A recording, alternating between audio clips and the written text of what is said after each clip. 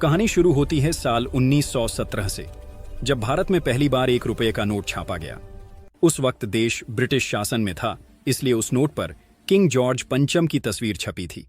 यही भारत का पहला पेपर करेंसी नोट था, जिसे ब्रिटिश सरकार ने जारी किया था। उसके बाद धीरे धीरे 5, 10, 50, 100 और 1000 रुपये के नोट भी आने लगे, और उन सब पर अंग्रेजी राजाओं की तस्वीरें हुआ करती थीं। फिर आया ऐतिहासिक साल 1947, जब भारत आजाद हुआ। आजादी के बाद भारत सरकार ने अपना पहला स्वतंत्र नोट 1949 में जारी किया, जिस पर अशोक स्तंभ का प्रतीक छपा था, जो हमारे राष्ट्रीय गौरव का प्रतीक है।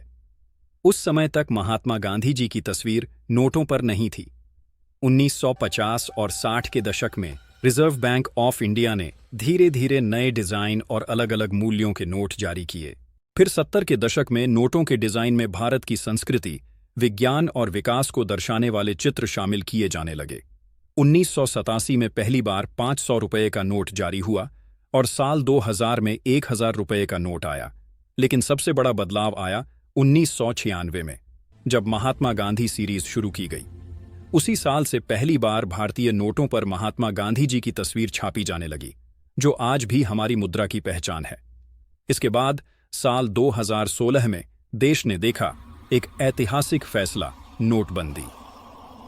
8 नवंबर 2016 की रात को प्रधानमंत्री ने घोषणा की कि 500 और 1000 रुपये के पुराने नोट अब मान्य नहीं रहेंगे। यह फैसला काले धन और नकली नोटों पर रोक लगाने के लिए लिया गया था। इसके बाद आई नई गांधी सीरीज, जिसमें नए डिजाइन, नए रंग और नए आकार के नोट पेश किए गए, जैसे नीले रंग का 50 रुपये, हरे रंग का 100 रुपये, गुलाबी 2000 रुपये और भूरे रंग का 10 रुपये।